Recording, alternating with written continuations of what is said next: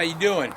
I'm Heavy D, and this is the House of Heavy, and welcome to my channel. This is the maiden voyage, and I hope we have a really good time. Thank you for watching.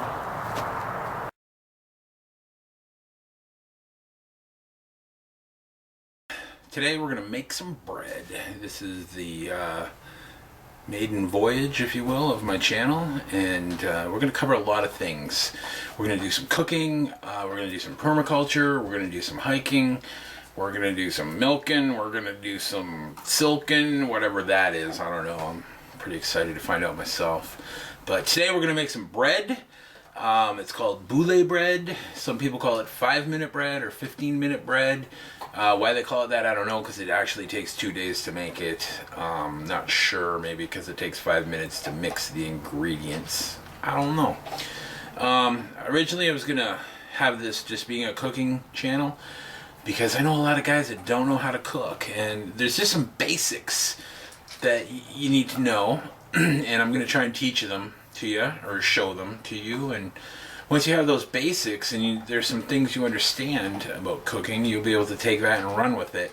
There's not going to be any fancy gourmet stuff going on. There's not going to be, well, there might be a little fancy, a little gourmet, but for the most part it's just going to be the basics about heat and moisture and temperature and conditions and flavoring and seasoning and stuff like that. And other things, like I said, it's not going to be just cooking. We'll do some homesteading stuff and some permaculture, some gardening. It's fall right now where I live in the Rockies, and so we won't be doing any gardening. Not outside anyway. But yeah, so we're going to do this. We're going to have some fun. Today I'm going to teach you how to make some bread that you're going to love, because everybody I know loves this bread. And I started making it, I don't know, about a year ago. I don't know, maybe more than that. But anyway, so I started giving it to my friends, and I'd bring it over for dinner and stuff. And I started noticing that I started getting invited a lot more to a lot more stuff. And when I showed up without the bread, it was mentioned. Hey, glad you came, but I don't see any bread. Did you not bring the bread? He didn't bring the bread. Why did we invite him? I don't know. Alright, so anyway, just letting you know ahead of time, once you start sharing this bread with your friends and your family and co-workers and whatever, you're going to be expected to bring it all the time. But you're going to like doing it because it's easy to make, it's fun, and it is so good, man. Oh yeah, I love it. Alright, let's make some bread. Okay, so let's get started. 6 cups of flour, 6.5 cups, 6.5 cups of all-purpose flour. I like to go with the unbleached. You can go with enriched or not. That's up to you. Or if I've never done this with a gluten-free, so I don't know how that would work or not. And you can use a regular bread flour. I don't think I would do a self-rising on this because we're going to be adding yeast. I've never done that, so I don't know what'll happen. So this is just an enriched bread flour right here that we're going to add yeast to. So 6.5 cups of flour, a mixing bowl, and then over here we have 3.5 cups of water, and you want that lukewarm. That's a little cold, so we're going to fire that up and heat that up again for a second.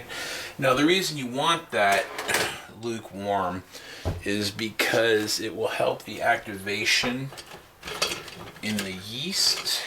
Now this is not a typical baker's bread. This is not something that you would get in I don't know, whatever, like a regular bakery where they're kneading and rising and proofing and doing things. This is a simple bread. 2 packs of yeast, okay? I like to use a quick rise if I can. This is just a regular active yeast. I've used it before. This is gluten-free. The flour is not. I like this, and when I can't get this, I'll use a quick rising one. So, 2 packs.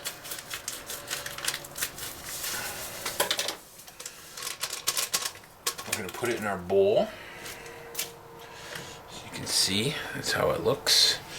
Now, again, this is not your mama's bread, so let's not bring some of that into it. And again, we're looking for lukewarm on this. We're almost there.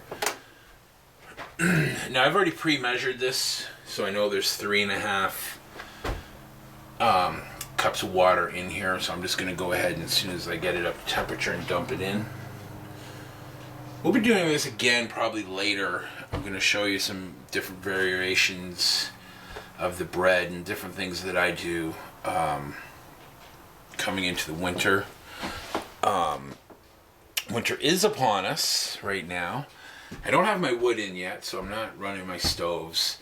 It's early fall right now, mid-fall, as you can see. Pulled these out of the garden. This is a sweet pie pumpkin. That's why it's so small. I like to grow these. Sometimes I'll plant regular, Halloween pumpkins. I'll plant them wildly around by the river and out in the fields and stuff and come back and see what happens. Because, you'll get 4 or 5 pumpkins off of a seed, off of a vine. So, actually didn't do any this year. Wish I would have, actually, now. But did get sweet pumpkins. I like to cook these like squash, cut them in half, clean them out, a little butter and oil, or oil and salt and pepper in the middle. Put them in the oven, 350, half an hour, 45 minutes, somewhere in there. And if you're a fan of squash, and a lot of people are, and a lot of people have not eaten pumpkin. Pumpkin is a squash. It's a gourd. And it's amazing. So the thing about the big jack-o'-lantern pumpkins that you carve for Halloween is that they just don't have the flavor. They've been bred for size. They're for what they do, and people do make pumpkins and stuff out of them. You want to look for these smaller sweet pumpkins, the baking pumpkins. They just have a lot more pumpkin-y flavor. So if you like that pumpkin-y flavor, then that's what you want to go with. Good old gourds. Like I said, it is fall and winter is upon us, and I'll be getting my wood in here shortly. Maybe we'll even take a road trip. Okay, so we got a little bit of steam coming off there. You don't want to get this too hot. If you can hold your knuckle in there, if you can't hold your knuckle in there, it's too hot. Because you don't want it hot. You just want it lukewarm. So we're going to take that, 3 cups of lukewarm water, and we're going to add it to the yeast. Wood, spoon. Never use steel. I don't like steel for lots of reasons. I will use it, and you might see me using it. But when I'm doing sauces and stuff, I like to use wood because certain acids, especially if you're doing tomato sauces and things like that, will react to the steel, and you'll end up getting a different flavor. And your grandma always used a wood spoon. Okay, so see what we have here. It's kind of a milky solution. We've broke the yeast down into the warm water.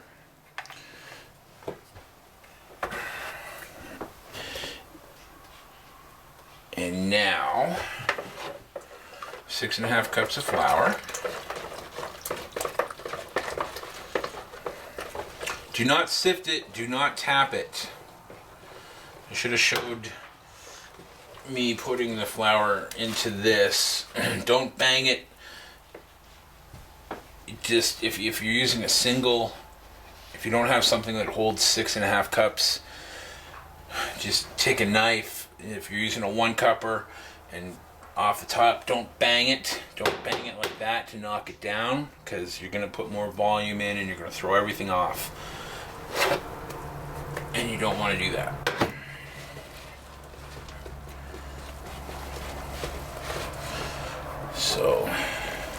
You know, if I had a cameraman and a producer and a crew, we'd have different cameras and angles going, and things would be a lot different, but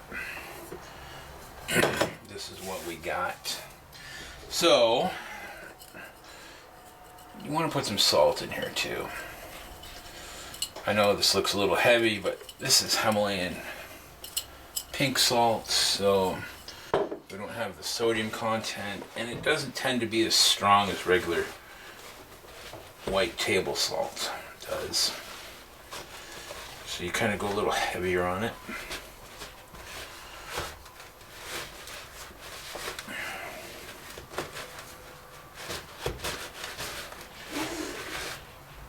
And I don't know if you can hear that noise in the backgrounds, but that's the dog barking.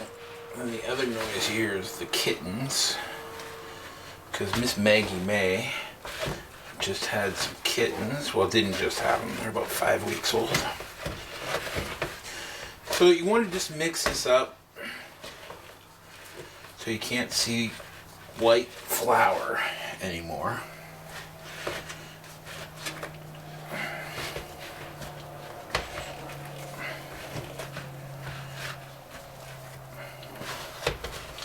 Now, I've never done this with a,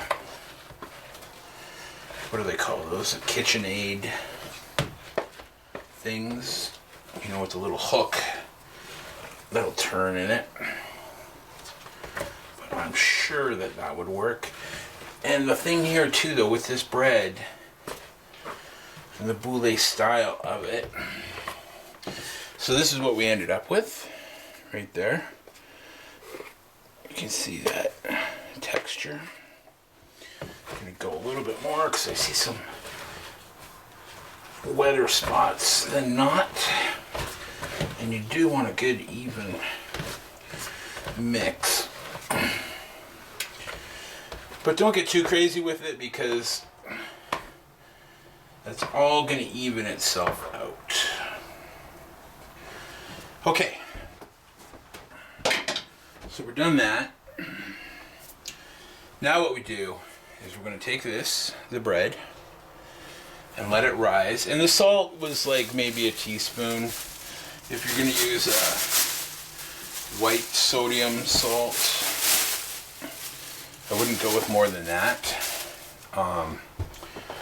So here's the other thing that I like to do at this point. This is just some celery seed.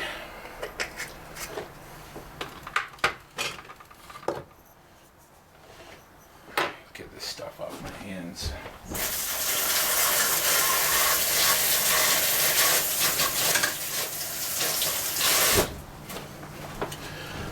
Okay, caraway. Gotta love the caraway. Your way, my way, caraway. Just a little. And this is, you don't have to do this. I like the caraway. Some celery salt. What else we got in here? I know I got some fennel. Or this is the celery salt. The other was celery seed. You cannot have too much celery in your life. Celery is so good for you. So thyme, parsley, rosemary. If you want to do that and give it a little bit more of a Italian flavor, you can. Now this is fennel. I love fennel. So we're just adding this to this. Now I would just, the first time you do this, maybe you don't want to do any of this, just do the bread by itself, because you want to learn to make the bread, the basics. And when you add all this seed and stuff, you can actually add it to the flour before you put it in, so that it's not such a chore working it in. So like I was saying, if you know, once you get the basics down, you can add all kinds of things. You can add cinnamon, you can add honey. You let your imagination go. I heard something about somebody doing something with lemon. So now we need to let this rise. You can see how it's all glooped up down there. I'm going to use my fancy remote control.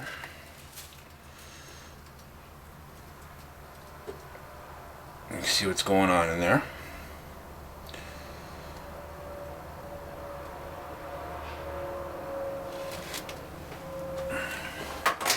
So now this needs to rise. If you have a bowl that has a lid, you can put the lid on, but don't put it on tight. Just kind of set it on kind of tight and kind of not. Whatever. This is why I like doing this. I'll take a regular grocery bag and I'll put it like that. So there's room for this to rise, because this is going to rise now. Yeah, so there you go. And let me show you why I'm actually doing this today. I made a chicken last night. And that's, I wish I would have did this last night, because it amazes me how many people don't know how to cook a chicken. So I baked the chicken in the oven. And then today, after I let it set up, I always let it set up in the pan, in the fridge overnight. I let the oils and the grease coagulate. Then I pull it out the next day and I set it on the counter, let it get to room temperature, put it in my pot, boil it hardcore for about 15-20 minutes, and then I turn it down to about 2 or 3 and let it go for about another hour and a half to 2 hours. So this is why we're making the bread to accompany the soup, which we will be adding noodles to here. I might actually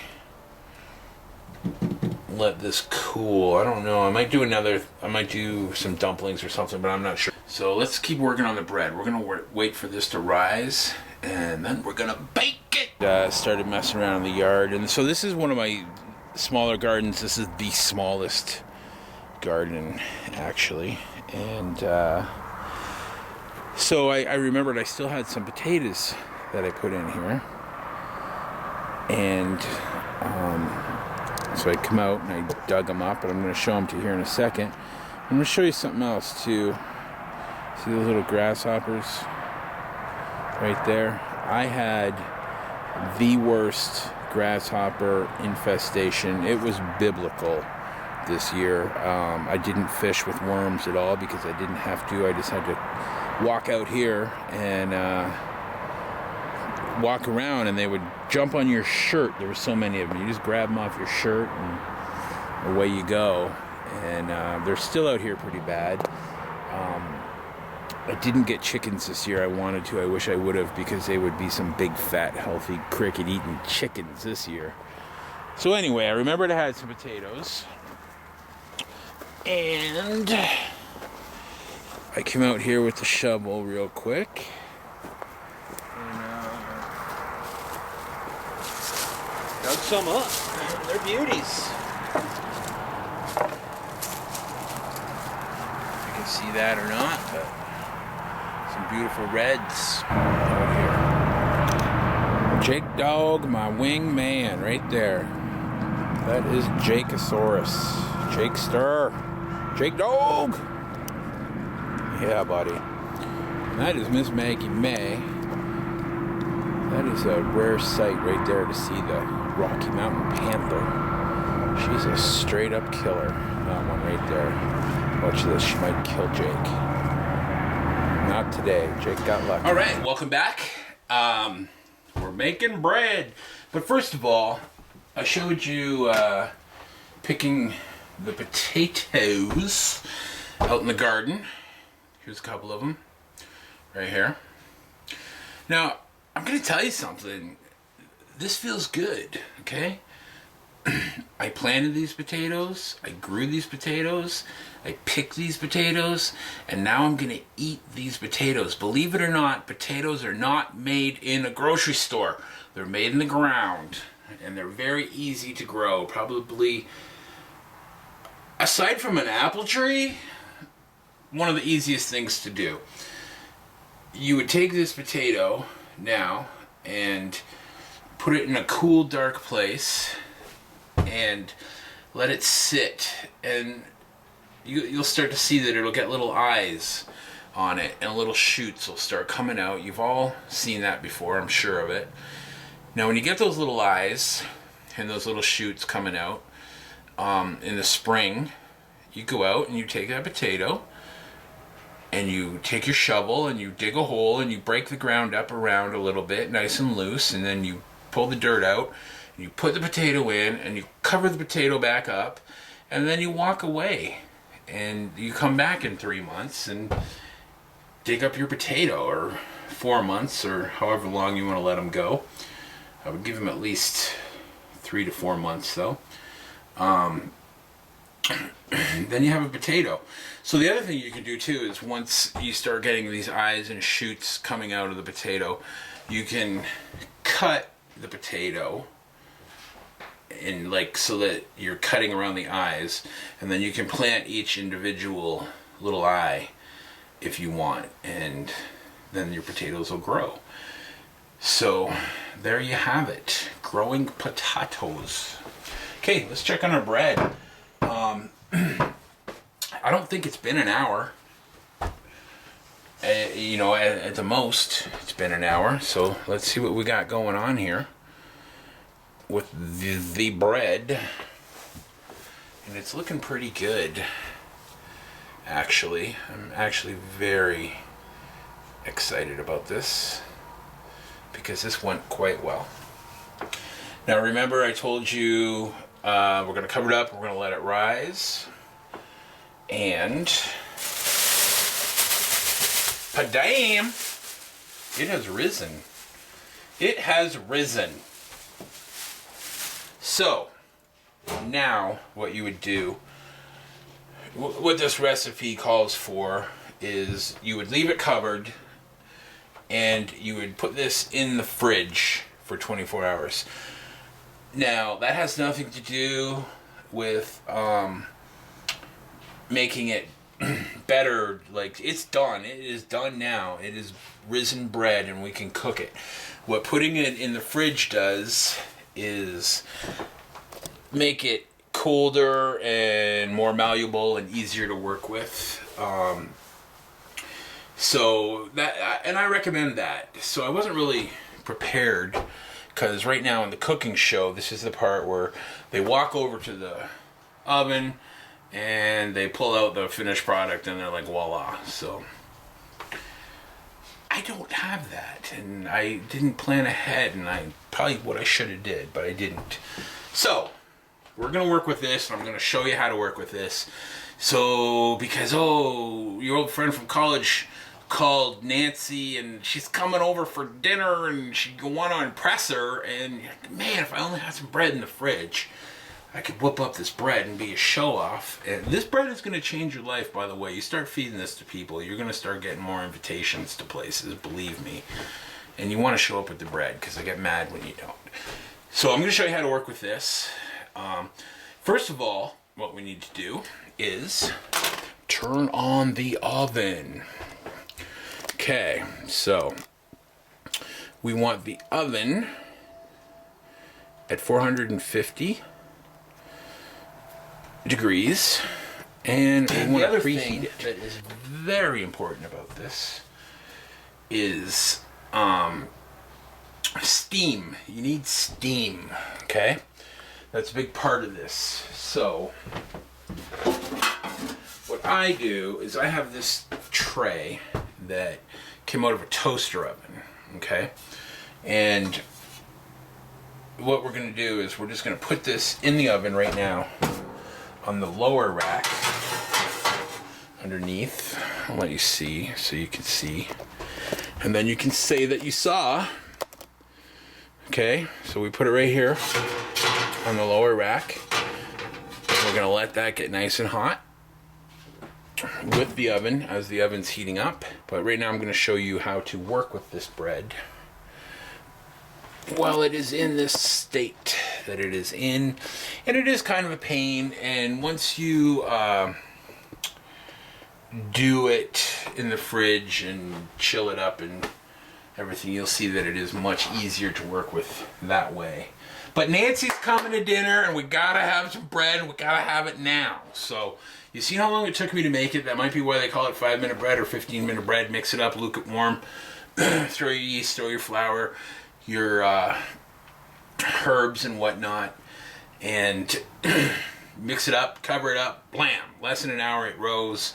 So now we have something to work with, and now we're gonna work with it. Okay. Let's do this thing. Okay, so we're getting ready to do the bread, and I actually cut up that red potato and threw it in the chicken noodle soup, and I got to thinking, chicken pie is good, but what's better than chicken pie? Kitten pie! Oh yeah! I just happen to have some young tender kittens. If anybody has a kitten recipe for some kitten pie, we're gonna put these kittens in the pie. Do you want to go in the pie, kitty kitty? Huh? These guys are 5 weeks old, and they have 3 other brothers and sisters, and they're just so dang cute. They're Miss Maggie's babies. Yes, they are. They're Miss Maggie's kitties. I'm just kidding. We're not gonna make kitten pie. Not on camera, anyways. Okay, let's do this. So, working with this, like I said, is a little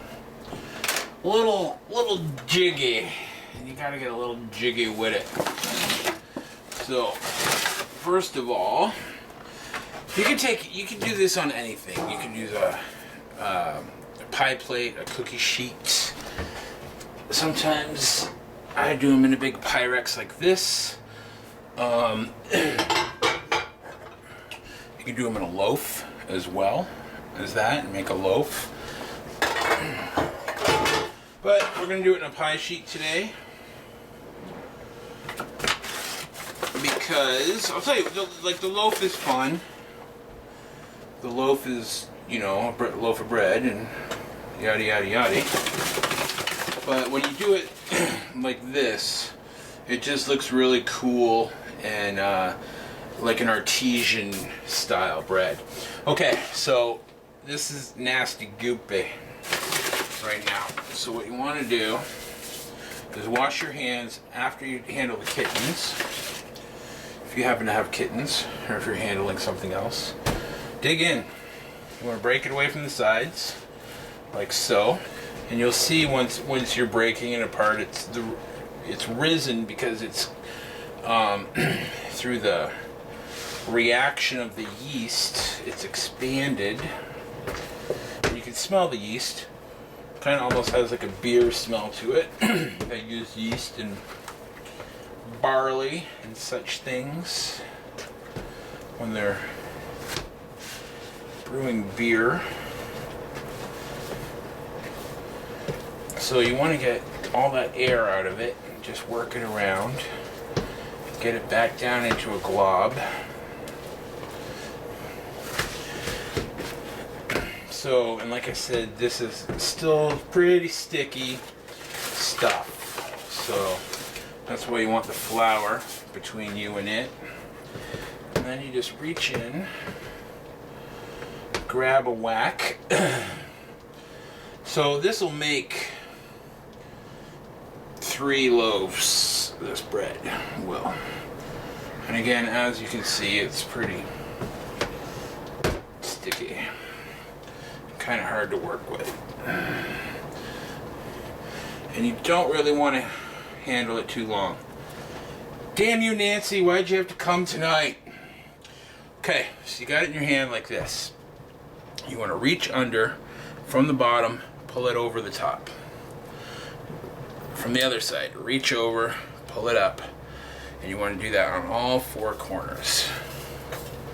Okay? So now your soup is boiling over, and your hands are full of dough, so you have to use your elbows to turn it off. Okay, so we got that like that. The folded part goes on the bottom. You pulled everything up from the bottom, folded it to the top, and now you want to turn it over and put all those folds underneath.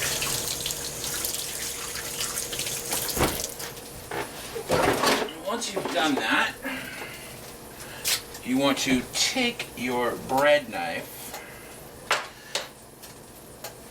and slice it like so.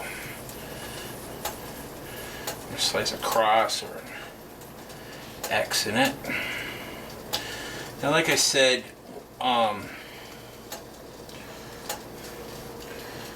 when you let it sit in the fridge overnight, this all chills up and it gets a lot more firm, and it's just a lot more easier to work with. So now, again, just a little more flour. Just it on top.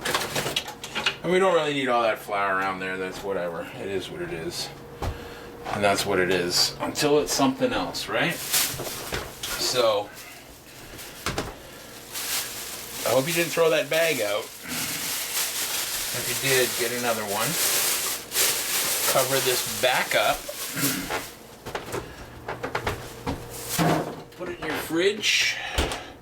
And then it'll firm up for you by tomorrow.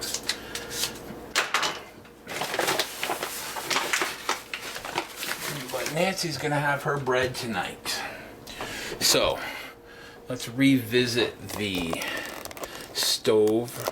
oven situation. So you can see our little light is out. I'll make the little light come back on by turning it up to 500, and let's get in there tighter. So it's on, we turn it down, it goes off. So when it goes off, that is the temperature that it's at. So now you know. So man, now you know, man. Okay? You didn't know before, but now you know. And you can't say you don't know, because you do know now. Okay, we had our pan in there. Remember, getting hot. And this is a very important part of the process. 1 cup of water, just cold out of the tap. You hear it sizzling. You can do the math. You know it's steaming. So, like I said, the steaming is a big part of the process. And so now we cook it for half an hour. 30 minutes at 450 degrees. Done. Okay. 30 minutes remaining. 30 minutes remaining, folks. I'm going to tell you one other thing here real quick. The dough that you put in the fridge, it's going to get harder. It's not going to get hard, but it'll be easy to work with. It won't stick to your fingers. You'll be able to pull those laps up nice, and then again, those go on the bottom. X the top. Sprinkle a little flour. 450 in the oven. 30 minutes. And pretty soon we're going to have some nice fresh bread to eat with our homemade chicken noodle soup with our homegrown red potatoes inside of it. Yeah. Okay, but anyway, what I was telling you is, and this is important, so I have to tell you this. When you take it out of the fridge, it's going to be easier to work with. If you want to do it all, the first day, put it in the fridge, take it out. Like I said, you'll get 3 loaves out of it. Pull it apart. It's going to pull apart really nice and easy.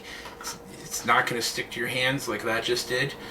But as you're baking the loaves, each loaf has to sit out at room temperature for about at least half an hour. Okay, half an hour, 45 minutes. And you'll see that it'll rise again. So that's a good time to actually, as you're preheating the oven, you know, you might even want to take it out a little sooner than, because it doesn't take your oven half an hour. So Again, you just want it when it's cold. Okay, let's find something to do for half an hour. Got any cards? All right, see you in 30 minutes. 5, 4, 3, 2, 1.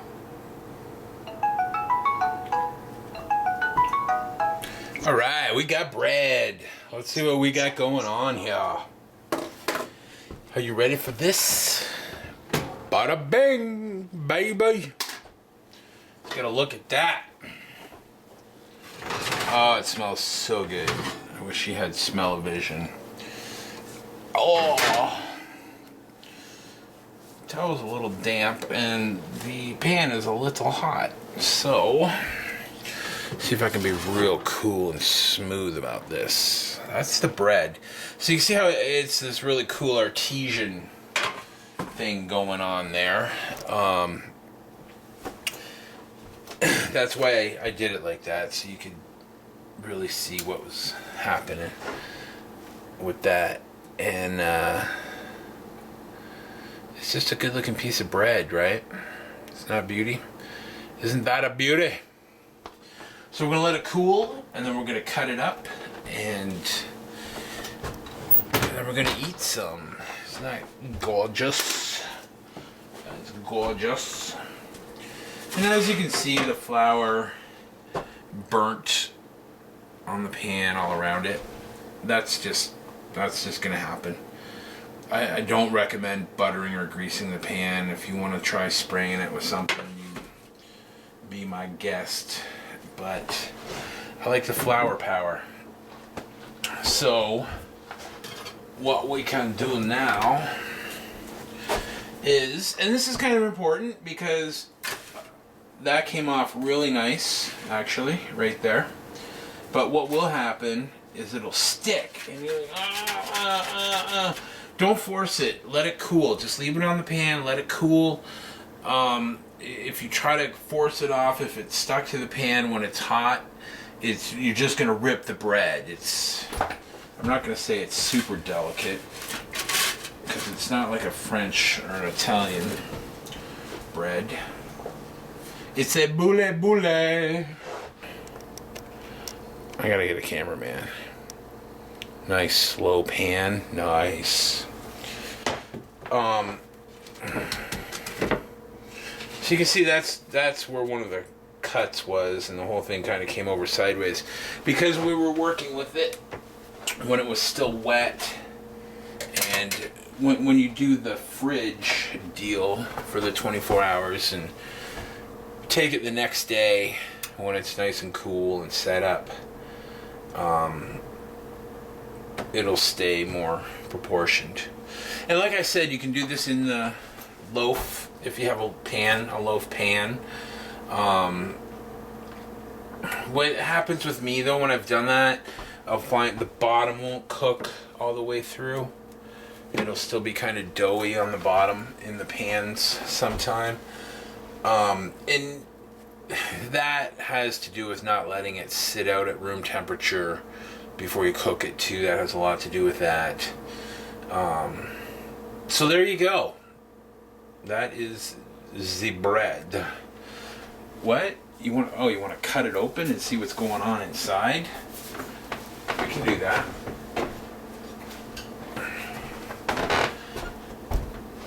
Let's get rid of this bad boy.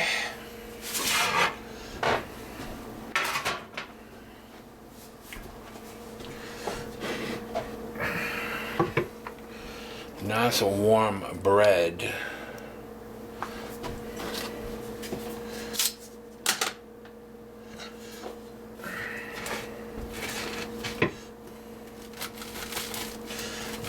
So it has a nice crunchy crust on the outside.